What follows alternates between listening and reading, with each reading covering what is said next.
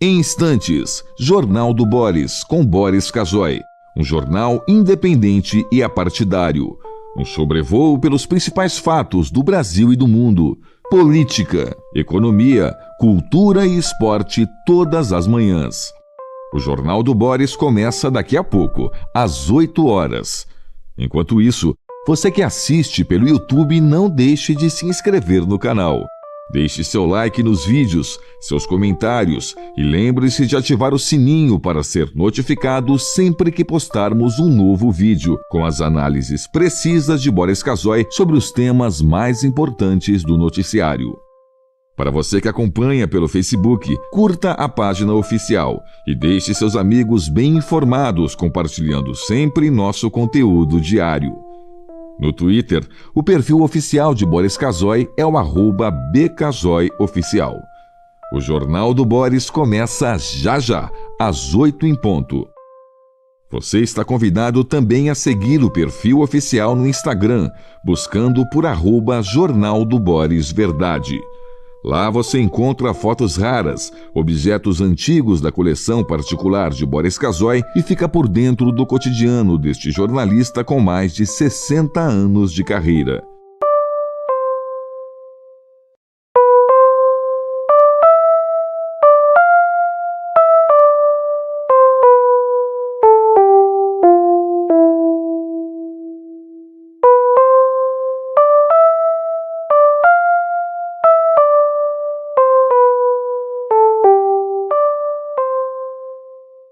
Em instantes, Jornal do Boris, com Boris Casoy. Um jornal independente e apartidário. Um sobrevoo pelos principais fatos do Brasil e do mundo. Política, economia, cultura e esporte todas as manhãs. O Jornal do Boris começa daqui a pouco, às 8 horas. Enquanto isso, você que assiste pelo YouTube, não deixe de se inscrever no canal. Deixe seu like nos vídeos, seus comentários e lembre-se de ativar o sininho para ser notificado sempre que postarmos um novo vídeo, com as análises precisas de Boris Casoy sobre os temas mais importantes do noticiário. Para você que acompanha pelo Facebook, curta a página oficial e deixe seus amigos bem informados, compartilhando sempre nosso conteúdo diário. No Twitter, o perfil oficial de Boris Casoy é o @bcasoyoficial. O Jornal do Boris começa já, às 8 em ponto. Você está convidado também a seguir o perfil oficial no Instagram, buscando por @Jornal do Boris Verdade. Lá você encontra fotos raras, objetos antigos da coleção particular de Boris Casoy e fica por dentro do cotidiano deste jornalista com mais de 60 anos de carreira.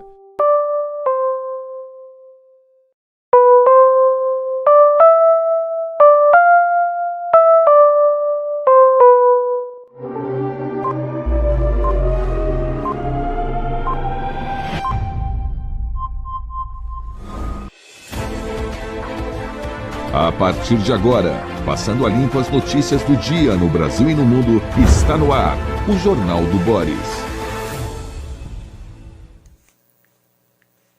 Bom dia, muito bom dia, está no ar o Jornal do Boris.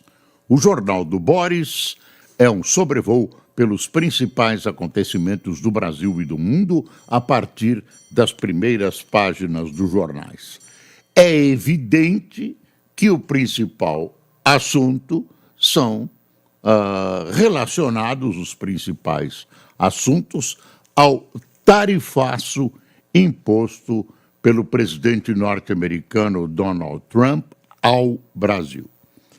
Basicamente, esse noticiário, considerações, opiniões, projeções, ocupam neste fim de semana e nesta segunda-feira, grande parte dos jornais impressos e dos sites.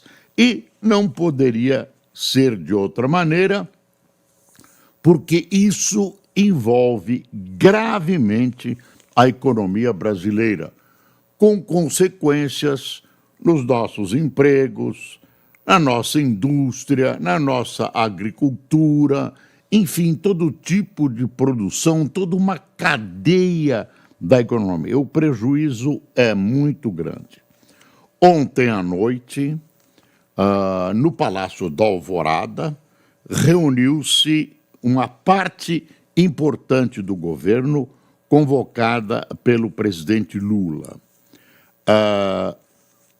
Resolveu-se, de alguma maneira, reunir empresários, grandes empresários, e o vice-presidente Alckmin, para que ele, Alckmin, conduza as negociações, arme o esquema interno, enfim, que ele seja o condutor da tentativa de solução ou de minimizar esse problema criado pelo aumento da tarifa do presidente Trump. Bom, consequências políticas, vamos fazer uma análise política rápida, lembrando que tudo pode mudar. Em um segundo, a política é uma nuvenzinha. Em segundos, tudo muda. Como mudou? De repente, vinha o Lula lá numa situação gravíssima, caindo nas pesquisas, etc., etc., veio um fato inesperado do exterior e coloca ele numa posição de aparente vantagem no seu embate com a direita representada pelo ex-presidente Bolsonaro. A gente não pode, de alguma maneira, imaginar que esse ato infeliz do presidente Trump não tenha beneficiado o presidente Lula. Beneficiou e muito, colocou ele numa posição política de dianteira, mas também numa posição política de condutor de uma tentativa de resolver esse problema. Quer dizer, mais para frente, isso pode reverter contra ele também. Ele está numa posição delicada, mas firmemente com a imagem elevada pelos acontecimentos.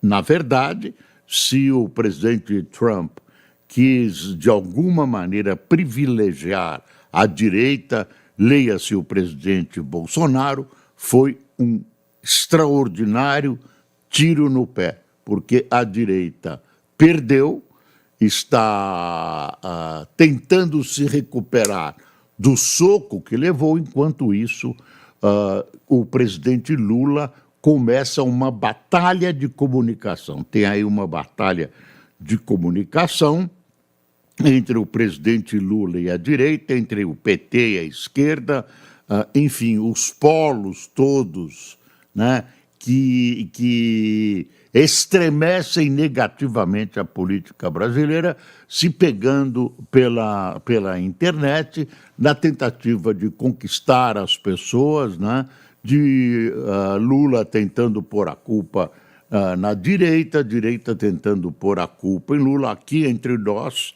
há culpados de todos os lados aí, mas o que interessa, essa visão sobre culpados interessa para as eleições de 2026. O que interessa neste momento é que a economia brasileira, de alguma maneira, recupere a sua posição ante a imposição dos 50% pelo presidente Donald Trump. Tem uma consequência política que é bom a gente analisar. O vice-presidente Alckmin renasceu nessa história. Renasceu. Por quê? Ele já vinha sendo contestado por setores do PT, que numa futura possível tentativa de reeleição do presidente Lula em 2026, segundo o PT, não deveria ser o candidato a vice, não precisavam mais dele. Quando ele foi necessário para agregar setores mais à direita à candidatura petista, então ele era interessante, mas agora não se precisava mais dele, deixou de ser interessante, Porque imaginam os petistas, a partir de uma visão eivada de empáfia, que ele não era mais necessário politicamente. Então, se estabeleceu até uma guerra dentro do próprio PT para ver quem seria o candidato numa chapa puro sangue encabeçada por Lula. Mas, quando o presidente Lula olhou no seu entorno para ver quem poderia negociar com os Estados Unidos e, ao mesmo tempo, reunir internamente o empresariado para obter ideias, para comandar uma ação racional, com o cérebro, não com o fígado, não havia nenhuma figura disponível, a não ser o presidente, o vice-presidente, que é também ministro da Indústria e Comércio, Geraldo Alckmin. Não sobra quem ele ia colocar.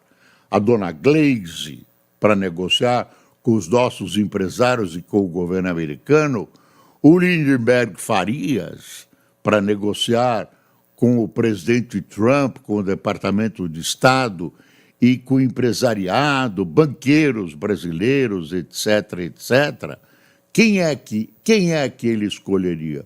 Fernando Haddad é ministro, olha, o Fernando Haddad até que seria mais palatável, mas é ministro da Fazenda nesse instante, seria uma temeridade, seria perigoso colocá-lo nesta posição de negociador, se bem que ele tem algum diálogo, tem um bom diálogo com o empresariado brasileiro, mas a joia da coroa nesse caso era o presidente Alckmin e ele foi chamado ontem pelo presidente Lula e vai começar a agir hoje com empresários numa atitude produto de decisão do governo de caminhar racionalmente, de ir devagar, de não provocar os Estados Unidos, de trabalhar de maneira altiva, né, sem concessões, tipo lambe-botas. Se você entendeu a outra palavra, também serve. Lambe-botas do presidente Trump. Quer dizer, você vai ter Freud explica as coisas às vezes. Então é um quadro muito, muito complicado, nós estamos no meio do furacão. Deixa eu pegar e ler para você o noticiário da CNN, que estava aqui, eu já não estou achando mais, que é interessante a respeito do quadro. Eu quero que você tenha um quadro com as alternativas, né? Com as alternativas. E você viu que no fim de semana ele meteu mais tarifas sobre outros países. É uma questão... Ele está botando o mundo de perna para o ar. Uma outra coisa que eu quero achar divertida é o seguinte, divertida se não fosse trágica. O presidente Lula passou a falar enfaticamente multilateralismo. Não, multilateralismo. O governo dele, os 3 governos, inclusive esse, e da Dilma, foram absolutamente multilateralistas. Contra. Ele foi contra o tempo todo. Não é pela fala, não é pela retórica, mas pelo que eles fizeram. O governo brasileiro é amplamente protecionista. E agora vem com esse papo maravilhoso. Parece que ele é multilateralista há 200 anos.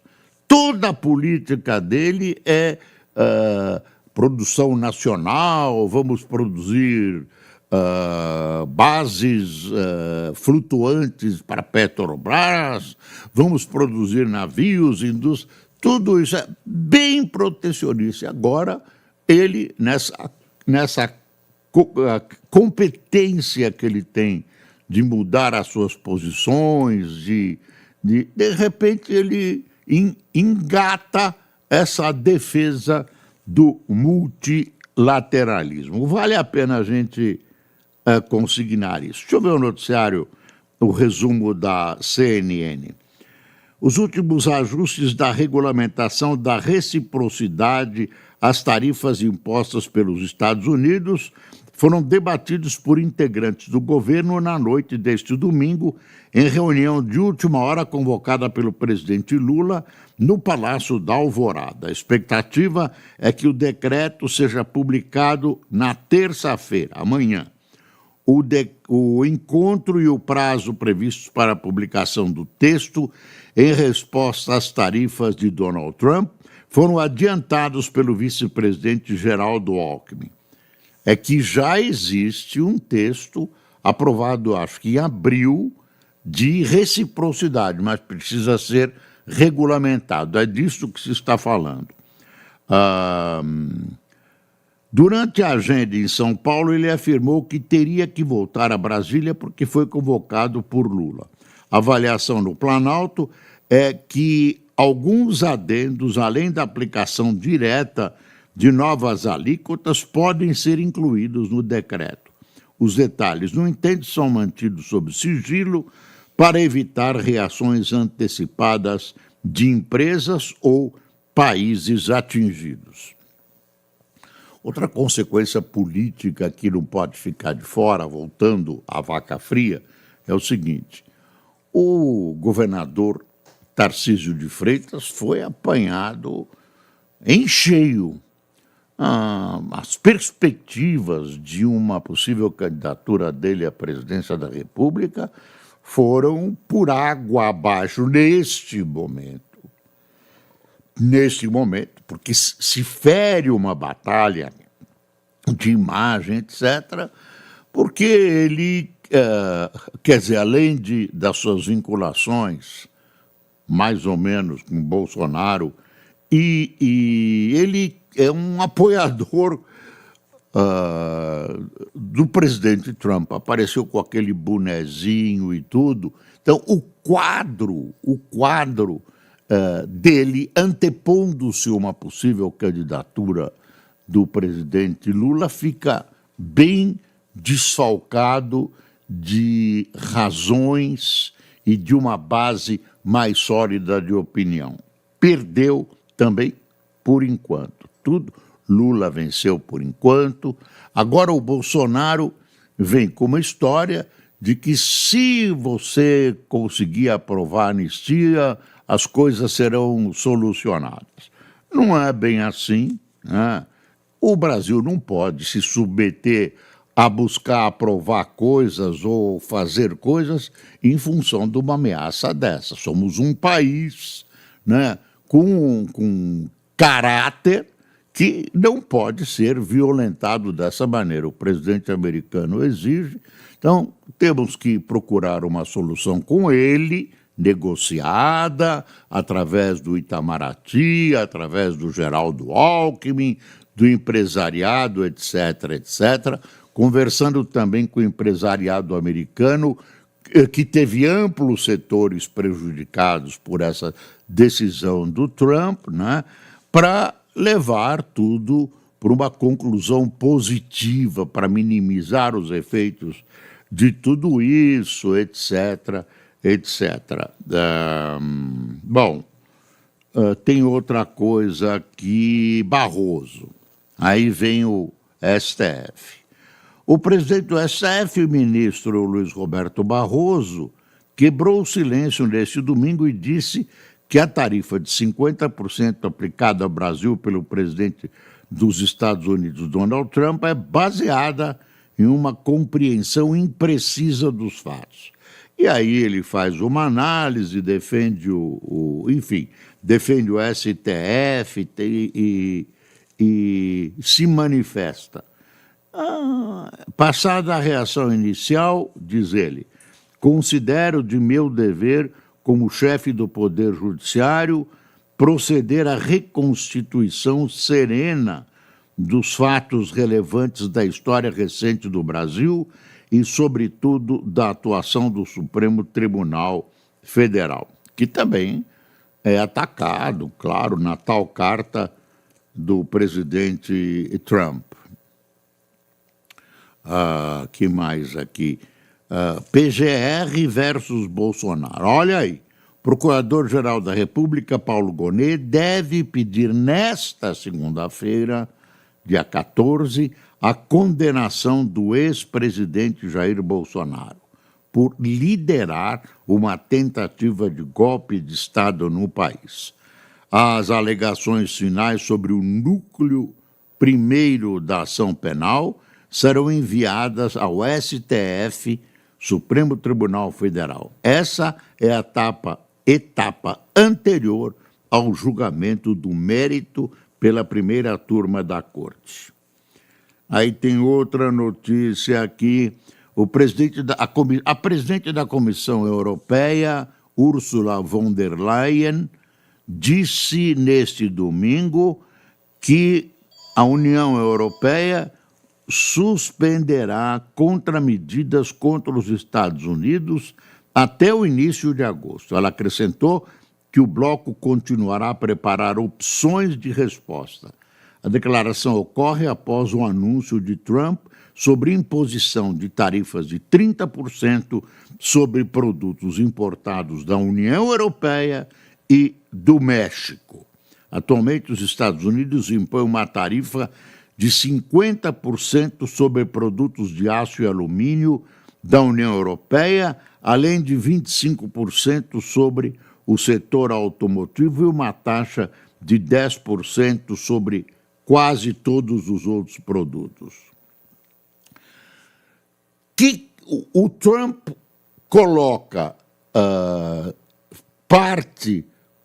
uma das coisas que impulsionam o presidente americano, e ele parte para a ignorância, para o aumento das tarifas, é a China.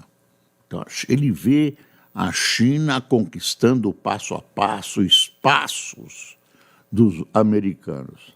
Mas na questão brasileira, o que ele fez? O Brasil, se consolidar esse 50%, ou se houver um aumento muito grande das tarifas, fica na circunstância de procurar outros clientes para importações, para exportações. E aí, qual tem o cliente que tem grana e a boca aberta e um mercado consumidor gigantesco e já tem proximidades com o Brasil? É a China. Quer dizer, também ele empurra o Brasil para o lado chinês, que é exatamente o que ele combate. E isso se espalha pela Europa, se espalha pelo mundo.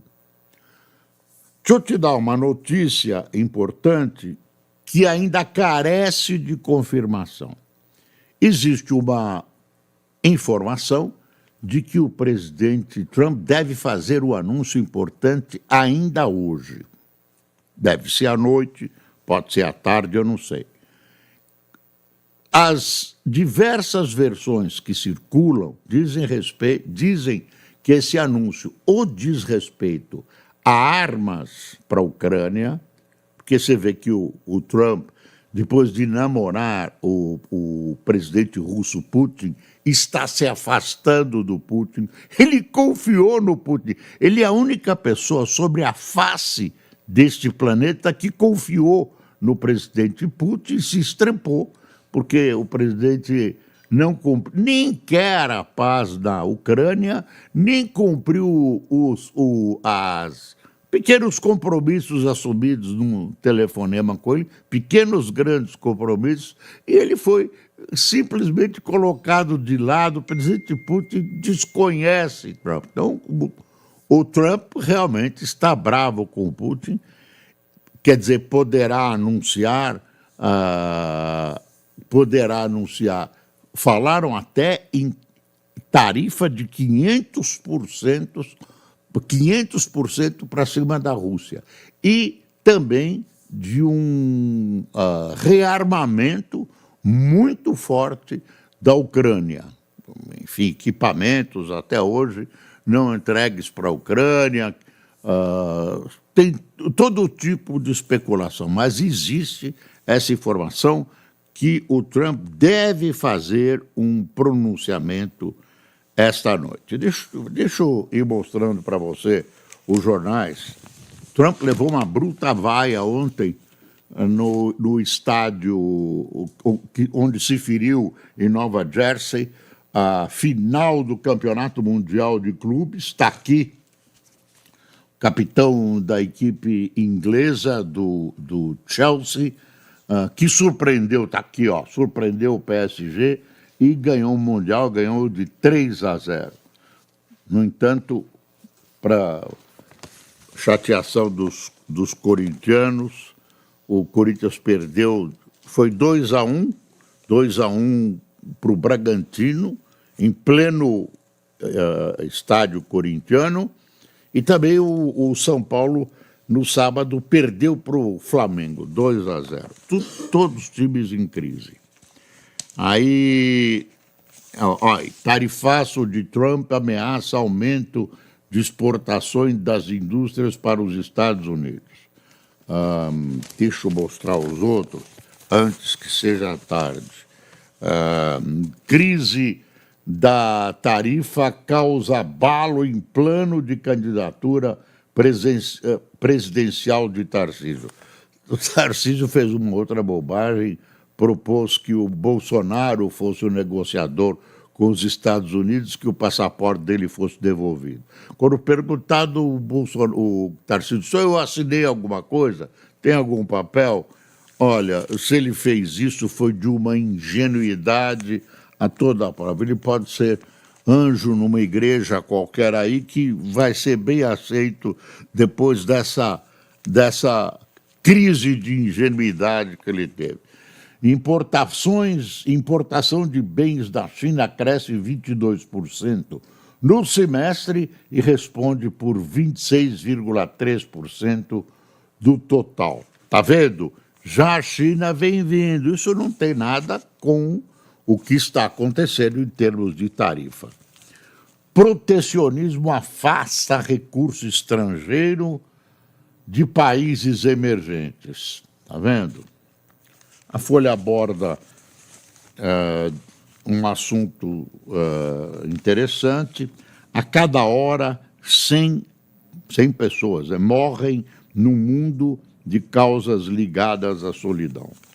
Tem uma coisa aqui, eu diria, pitoresca da ciência, que eu confesso que não sabia. Está vendo? Ó, projeto sobre biodiversidade na Mata Atlântica aposta em fungos e árvores que brilham. Parece ficção científica. Aí a gente fica sabendo que existem fungos e árvores que têm a luz parecida com luz de vagalume à noite. Reserva do Vale do Ribeira abriga 12 das 28 espécies de cogumelos bioluminescentes identificados no país e atrai turismo para a região. Aí tem o texto. Existem 132 espécies de fungos bioluminescentes que produzem e emitem luz própria no mundo. No Brasil, estão 28 delas, e dessas, 12 em forma de cogumelos podem ser encontrados na Reserva Ambiental Betari, ou Betari, no Vale do Ribeira, segundo o IPBio, Instituto de Pesquisas de Biodiversidades, organismos sem fins lucrativos que mantém o local. A área de 60 hectares de Mata Atlântica preservada concentra também líquens e sapos fluorescentes que brilham a partir da luz negra, além de larvas de vagalumes que cintilam em um lago durante a noite. Olha aqui, então tem fotos aqui na Folha, na seção ambiente, olha, tudo luminescente, tudo luminescente. é um bom passeio e que traz conhecimento científico muito importante, que eu confesso que eu não conhecia. Olha, no fim de semana ainda, aqueles PMs que mataram um rapaz lá em Paraisópolis são presos. São presos. E isso demonstra, mais uma vez, que não é toda a tropa, não é todo o agrupamento da PM, mas que há muita incompetência na PM paulista, aliás, em várias PMs do Brasil, inclusive a do Rio. Tarifaço de Trump reacende nas redes o antagonismo entre PT e PL. E aí o Estadão faz um editorial assim: o gabinete do ódio do bem, o lulopetismo orquestra a produção de desinformação para atacar o Congresso, ação que, conforme o critério ora estabelecido pelo STF, poderia ser enquadrada como ataque à democracia. Mas aí é o PT. Será que pode? É uma pergunta ao STF. Aí está aqui: as favas, o slogan União e Reconstrução, com o qual Lula da Silva inaugurou seu terceiro mandato. Na falta do que mostrar, o governo decidiu acirrar como nunca a polarização e o ressentimento como instrumentos de sobrevivência política. No fim de semana, a gente fica sabendo também que a floresta amazônica continua ardendo e eu não vejo aqueles artistas todos de mãozinha dada desfilando contra os incêndios. É um silêncio, e também de grande parte da imprensa. Ninguém noticia. No Cerrado diminuiu, mas na floresta amazônica ela continua ardendo. O Estadão, deixa eu ver mais aqui.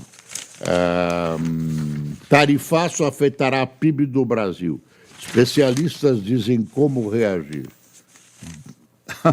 Como reagir? Aquela criança que caiu lá no Paraná foi encontrada fim de semana, né, morta. Criança é encontrada morta após queda de Mirante de Cânhamo, no Rio Grande do Sul. A criança que é do Paraná. Menina de 11 anos, era de Curitiba e visitava o local com a família. Enfim, deixa eu ver mais aqui. Pronto. Tem muita coisa. Quer dizer, a gente está no centro do furacão. Protecionismo afasta recurso estrangeiro de países emergentes. Sabia que eu já mostrei isso. Quem tomou café conosco? Você está tomando café conosco numa data histórica, num momento histórico.